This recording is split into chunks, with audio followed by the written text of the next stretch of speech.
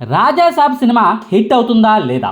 రిజల్ట్తో సంబంధం లేకుండా వరుసగా ప్రయోగాత్మక చిత్రాలు చేస్తూ వస్తున్న ప్రభాస్ ఖాతాలో ఈ రాజా సాబ్ సినిమా హిట్ బొమ్మగా నిలుస్తుందా, లేక ఇది కూడా ఆదిపురుష్, రాధేశ్యామ్ సినిమాల మాదిరిగా ఫ్లాప్ చిత్రాల లిస్టులోకి చేరిపోతుందా? తన ఇమేజ్ను పక్కన పెట్టి మరీ ప్రభాస్ చేసిన సినిమా ఇది. తన రేంజ్కు తగ్గ దర్శకుడితో కాకుండా ఏరి కోరి మరి ఓ చిన్న దర్శకుడిని పిలిచి మరీ ప్రభాస్ ఛాన్స్ ఇచ్చిన సినిమా ఇది. ప్రభాస్ గారు బాగా నమ్మకం పెట్టుకున్న సినిమా ఇది. నిర్మాత విశ్వప్రసాద్ గారు కూడా ఏకంగా 500 కోట్ల రూపాయల పెట్టుబడిని పెట్టి మరీ తీస్తున్న సినిమా ఇది. రాజాసాబ్ సినిమా టీం పరంగా ఈ సినిమాపై భారీగా అంచనాలైతే పెట్టుకున్నారులే కానీ, భారీగా నమ్మకాలైతే పెట్టుకున్నారులే కానీ, సినీ ప్రియుల్లో మాత్రం ఈ సినిమాపై ఇంకా నెగిటివిటీ పోలేదు. ఈ సినిమా హిట్ కాదేమో, ఫ్లాప్ అవుతుందేమో అన్న అపనమ్మకాల్లోనే సినీ ప్రియులు ఇంకా ఉన్నారు. అంతెందుకు, చివరకు ప్రభాస్ గారి అభిమానులకు కూడా ఈ సినిమా పట్ల భారీ స్థాయిలో నమ్మకాలు లేవన్నది పచ్చి నిజం. అసలెంతకీ ఈ సినిమాపై సాధారణ సినీ ప్రియుల నుంచి ప్రభాస్ అభిమానుల వరకు మెజార్టీ మందికి ఎందుకింత డౌట్? రాజాసాబ్ సినిమాపై సాధారణ సినీ జనాల్లో అనుమానాలను పెంచుతున్న 5 కారణాల లిస్ట్ ఏంటి? ఏ అంశం రాజాసాబ్ను ఎలా ప్రభావితం చేస్తోంది అన్న వివరాలను ఈ వీడియోలో క్లియర్గా చెప్పుకుందాం. ప్రభాస్ గారి రాజాసాబ్ సినిమా రిజల్ట్పై అనుమానాలు కలగడానికి మొట్టమొదటి కారణం దర్శకుడు మారుతి గారు. ఇదేదో ఆయన్ను అవమానించడానికి, ఆయన్ను కించపరచడానికి అంటున్న మాట కాదు. ప్రభాస్ గారి ఇమేజ్కు తగ్గ కథను మారుతి గారు అందించగలరా లేదా అన్నదే సాధారణ సినీ ప్రియుల్లోనే కాదు, ప్రభాస్ అభిమానుల్లోనూ ఉన్న డౌట్. మారుతి గారిది ప్రభాస్ గారి రేంజ్ కాదు అన్నదే అందరి నమ్మకం. రాజమౌళి, సుకుమార్, త్రివిక్రమ్ శ్రీనివాస్, ప్రశాంత్ నీల్ వంటి స్టార్ డైరెక్టర్ల ఇమేజ్తో పోల్చితే మారుతి గారు టాలీవుడ్లో ఓ చిన్న దర్శకుడు మాత్రమే. ఆయన కెరీర్లో హిట్లు, సూపర్ హిట్లు ఎన్ని ఉన్నాయో అంతకు మించిన డిజాస్టర్లు కూడా ఎక్కువగానే ఉన్నాయి. 2012 సంవత్సరంలో ఈ రోజుల్లో అనే సినిమాతో దర్శకుడిగా సినీ జర్నీని మొదలుపెట్టిన మారుతి గారి కెరీర్లో చెప్పుకోదగ్గ సినిమాల లిస్టు చెప్పాల్సి వస్తే భలే భలే మగాడిపోయి, ప్రతిరోజు పండగే, మహానుభావుడు అనే సినిమాల లిస్టును మాత్రమే ఎవరైనా చెప్తారు. ప్రేమ కథా చిత్రం అనే హర్రర్ కామెడీ సినిమాకు కూడా కథను రాసిన రచయిత, నిర్మాత కూడా ఈయనే కాబట్టి ఆ సినిమా కూడా ఈయన ఖాతాలోకి చేరిపోయింది. ఈ సినిమాలు తప్ప భారీ బ్లాక్ బస్టర్ హిట్లు, ఇండస్ట్రీ హిట్లు అంటూ చెప్పుకోదగ్గ సినిమాలు అయితే మారుతి గారి కెరీర్లో లేవు. ఓ మాస్ సినిమాని తీసిన దాఖలాలు లేవు. యాక్షన్ సీన్లకు సంబంధించిన సీన్లను గతంలో ఏ సినిమాలను పెద్దగా తీయలేదు. అంతెందుకు, ఒక్క వెంకటేష్ గారితో తప్ప మాస్ హీరోలతో ఇంతవరకు ఒక్కటంటే ఒక్క సినిమాను కూడా ఈ మారుతి గారు గతంలో సినిమాలను తీయలేదు. అంతేకాదు, ఆయన కెరీర్లో ఫుల్ డౌన్ఫాల్లో ఉన్న పరిస్థితి. 2019 సంవత్సరంలో వచ్చిన ప్రతిరోజు పండగ అనే సినిమా తర్వాత 2021 సంవత్సరంలో మంచి రోజులు వచ్చాయంటూ ఓ సినిమాని తీశారు. ఆ తర్వాత 2022 సంవత్సరంలో పక్కా కమర్షియల్ అనే ఓ డిజాస్టర్ సినిమాకు దర్శకత్వం వహించారు. నిజానికి ఫ్లాపుల్లో ఉన్న డైరెక్టర్లతో సినిమాలను తీయడానికి పెద్ద పెద్ద హీరోలు 1కి 100 సార్లు ఆలోచిస్తూ ఉంటారు. మన కెరీర్ ఎక్కడ ఎఫెక్ట్ అవుతుందేమోనని వెనక ముందు ఆలోచిస్తూ ఉంటారు. అంత గొప్ప కొరటాల శివ గారి కెరీర్ కూడా ఇప్పుడు అగమ్య గోచరంగా ఉన్న పరిస్థితి. అలాంటిది ఫ్లాపుల్లో ఉన్న మారుతి గారికి ప్రభాస్ను డైరెక్ట్ చేసే ఛాన్స్ దక్కడమే ఓ వరం వంటిది. అలా అయితే బాహుబలి, సలార్, కల్కి వంటి సినిమాల తర్వాత ప్రభాస్ ఇమేజ్కు సరిపోయే కథను మారుతి రెడీ చేయగలడా లేదా అన్నదే అందరి డౌట్. చిన్నపాటి కథలను రాసుకునే మారుతి ప్రభాస్కు సరిపోయే కథను రాసి ఉంటాడా లేదా అన్నదే ఇప్పుడు అందరి మదిలోనూ మెదులుతున్న ప్రశ్న.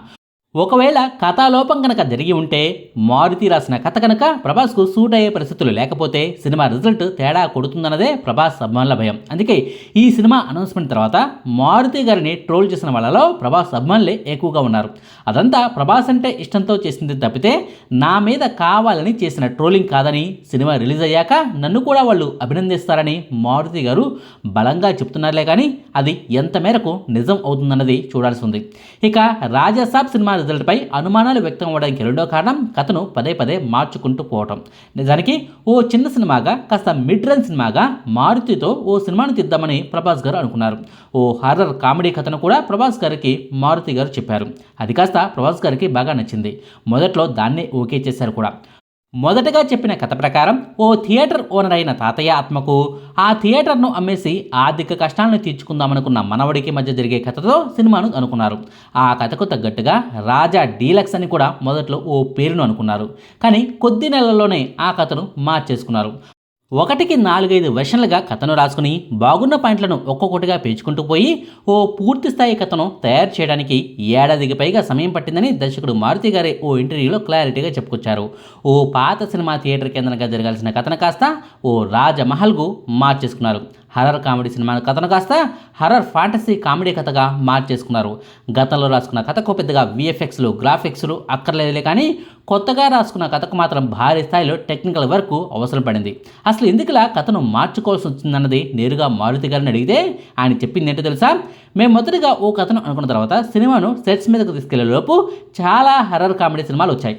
కొత్త కొత్త పాయింట్లతో సినిమాలు తీశారు. అన్ని రకాల సెంటిమెంట్లతో హర్రర్ కామెడీ సినిమాలు తీశారు. ఈ క్రమంలోనే ప్రభాస్ గారికి పాన్ ఇండియా రేంజ్లో స్టార్డమ్ పెరిగింది. ఆయన రేంజ్కు మొదట్లో అనుకున్న కథకు సింక్ కుదరటం లేదనిపించింది. ఇంతకుముందు ఎవరో ఒకరు చెప్పిన పాయింట్తోనే మళ్ళీ ప్రభాస్ గారితో సినిమాని తీయటం కరెక్ట్ కాదనిపించింది. అందుకే కథను మార్చుకోవాల్సి వచ్చింది. మొదటగా రాసుకున్న కథలోని కోర్ పాయింట్ను మిస్ కాకుండానే ఫాంటసీ ఎలిమెంట్ను జోడించాము. బాలీవుడ్లో హర్రర్ కామెడీ సినిమాలకు ఉన్న ఆదరణ దృష్ట్యా సెకండ్ హాఫ్ మొత్తం వేరే జోనర్లో నడుస్తుంది అంటూ మారుతి గారు చెప్పుకొచ్చారు. కథను మార్చుకున్నాము అని మారుతి గారు ఒప్పేసుకుంటున్నారు. ఓ ఫుల్ ఫ్లెడ్జ్ కథను ముందుగా రాసుకుని సినిమాను తీసుకోవటం వేరు, మొదటగా ఓ కథను అనుకుని ఆ తర్వాత కొన్ని అనివార్య కారణాల వల్ల కథను అప్పటికప్పుడు మార్చుకోవాల్సి రావటం వేరు. ఈ రెండో కారణం వల్ల వచ్చిన సినిమాల్లో ఫ్లాప్ అయినవే ఎక్కువగా ఉన్నాయి, కానీ హిట్ అయినవి మాత్రం చాలా చాలా తక్కువగా. అందుకే రాజాసాబ్ సినిమాపై సాధారణ సినీ ఆడియన్స్కు ఇంకా అనుమానాలు పోలేదు. ఇక రాజాసాబ్ సినిమా రిజల్ట్పై సాధారణ సినీ ప్రియులకు అనుమానాలు ఉండడానికి మూడో కారణం 1-2 నిర్మాణ సంస్థలు మధ్యలోనే ఈ సినిమాకు గుడ్ బై చెప్పడం. ఎస్, మీరు విన్నది నిజమే. ఈ సినిమాను మొదటగా నిర్మాత డివివి దానయ్య గారు తీద్దామనుకున్నారు. ఈ మేరకు ఓ అనౌన్స్మెంట్ కూడా జరిగిపోయింది. ప్రీ ప్రొడక్షన్ పనులు కూడా జరుగుతూ వచ్చాయి. అయితే నిర్మాణంలో ఆలస్యం కారణమో లేక ఈ కథతో ప్రభాస్తో సినిమాని తీస్తే కనుక సరైన కలెక్షన్లో రావన్న భయమో ఏమో, కానీ డివివి దానయ్య గారు ఈ ప్రాజెక్ట్ నుంచి మొదట్లోనే తప్పుకున్నారు. తాను అడ్వాన్స్ కింద ప్రభాస్కి ఇచ్చిన 50 కోట్ల రూపాయలను కూడా వెనక్కు ఇచ్చేయమని డిమాండ్ చేస్తే పీపుల్స్ మీడియా ఫ్యాక్టరీ అధినేత టీజీ విశ్వప్రసాద్ గారు ఎంట్రీ ఇచ్చారు. దానయ్య గారికి ఇవ్వాల్సిన డబ్బును సెటిల్ చేసి మరీ ఈ ప్రాజెక్ట్ను విశ్వప్రసాద్ గారు తన చేతుల్లోకి తీసుకున్నారు. నిజానికి చిన్న సినిమా అనే విశ్వప్రసాద్ గారు ఈ ప్రాజెక్ట్ను టేకప్ చేశారు. కానీ దీని స్పాన్ పెరుగుతూ పోవడం, టెక్నికల్గా వర్క్ పెరగటం, బడ్జెట్ కూడా భారీగా పెరగడం వల్ల ఐవిఐ ఎంటర్టైన్మెంట్స్ అనే సంస్థను కూడా కాంటాక్ట్ అయ్యారు ఆయన. సహభాగస్వామిగా ఆ సంస్థను పెట్టుకున్నారు. ఆ సంస్థ కూడా ఏకంగా 218 కోట్ల రూపాయల పెట్టుబడిని రాజాసాబ్ సినిమా కోసం పెట్టింది. అయితే ఈ సంస్థతో కూడా చివరి నిమిషంలో ఇబ్బందులు వచ్చాయి. అసలు కారణాలు ఏమిటన్నది మరో వీడియోలో వివరంగా చెప్పుకుందాంలే, కానీ కోర్టు కేసులు గొడవల తర్వాత చివరకు ఈ సంస్థకు కూడా విశ్వప్రసాద్ గారు ఫైనాన్షియల్గా సెటిల్మెంట్లు చేసేసి ఈ రాజాసాబ్ అనే ప్రాజెక్టును పూర్తిగా తన చేతుల్లోకి ఆయన తెచ్చుకున్నారు. ఇలా 1-2 నిర్మాతలు, 1-2 నిర్మాణ సంస్థలు ఈ రాజాసాబ్ సినిమా విషయంలో ముందే చేతులెత్తేశాయి. వాళ్ళ కారణాలు ఏమిటన్నది పక్కన పెడితే కథపై నమ్మకం ఉంటే, లాభాలు వస్తాయన్న నమ్మకం బలంగా ఉంటే ఏ నిర్మాణ సంస్థ కూడా ఇలా ముందే ప్రాజెక్టు నుంచి తప్పుకోదు అన్నది సినీ విశ్లేషకుల అంచనా. చూడాలి మరి ఈ నిర్మాతలు ఈ సినిమా నుంచి తప్పుకొని మంచి పని చేశారా లేక బ్లండర్ మిస్టేక్ చేశారా అన్నది. ఇక ఈ సినిమా విషయంలో ప్రభాస్ అభిమానులకు కూడా అనుమానాలు రావడానికి 4వ కారణం 4.5 ఏళ్లుగా ఈ ప్రాజెక్టు హోల్డ్లోనే ఉండిపోవడం. ఎస్, మీరు విన్నది నిజమే. నిజానికి ఈ ప్రాజెక్టును 2027 సంవత్సరం చివరిలోనే ప్రభాస్ గారు ఓకే చేశారు. అప్పటికే మారుతి గారి పక్కా కమర్షియల్ సినిమా కూడా రిలీజ్ కాలేదు కూడా. తన ఇమేజ్కు తగ్గ డైరెక్టర్ కాకపోయినా సరే తన మనసుకు నచ్చిన కంటెంట్తో సినిమాను తీయాలని ప్రభాస్ గారు అనుకున్నారు. ఈ ప్రాజెక్టుకు ఓకే చెప్పారు. అయితే ఆయనకు ఇంత బాగా కథ నచ్చితే ఇదే కథను చాన్నాళ్ళుగా ఎందుకు హోల్డ్లో పెట్టారు అన్నదే $1 మిలియన్ ప్రశ్న. ఆదిపురుష్ సినిమా షూటింగ్ టైంలోనే ఈ ప్రాజెక్టు ఓకే అయింది. ప్రభాస్ గారు కనుక గట్టిగా ఫిక్స్ అయితే సలార్, కల్కి సినిమాల కంటే ముందే ఈ రాజాసాబ్ సినిమాను తీసి ఉండేవారు. లేక ఈ 2 సినిమాల మధ్యలో అయినా రాజాసాబ్ సినిమా వచ్చి ఉండేది. కానీ అది జరగలేదు. కల్కి, సలార్ సినిమాలకు ప్రియారిటీని ఇచ్చారు. చివరకు మంచు విష్ణు కన్నప్ప సినిమాకు కూడా డేట్స్ ఇచ్చారులే, కానీ ఈ రాజాసాబ్ సినిమాను మాత్రం హోల్డ్లోనే పెట్టారు. ఈ సినిమాను పూర్తి చేయటం ప్రభాస్ కూడా ఇష్టం లేదేమో అన్నట్టుగా వార్తలు కూడా రాసాగాయి. ఈ పరిణామమే ప్రభాస్ అభిమానుల్లో ఈ సినిమా పట్ల అనుమానాలను పెంచుతోంది. ఇక ఈ సినిమా విషయంలో సినీ ప్రియులకు అనుమానాలు రావడానికి 5వ కారణం బాలీవుడ్లో సరైన ప్రమోషన్లు చేయకపోవడం. బాహుబలి సినిమాల తర్వాత సాహో, రాధశ్యామ్, ఆదిపురుష్, సలార్, కల్కి అంటూ వరుసగా సినిమాలు వచ్చాయి కదా. అయితే ఈ అన్ని సినిమాలు కూడా బాలీవుడ్లో విపరీతంగా ప్రమోషన్స్ నడిచాయి.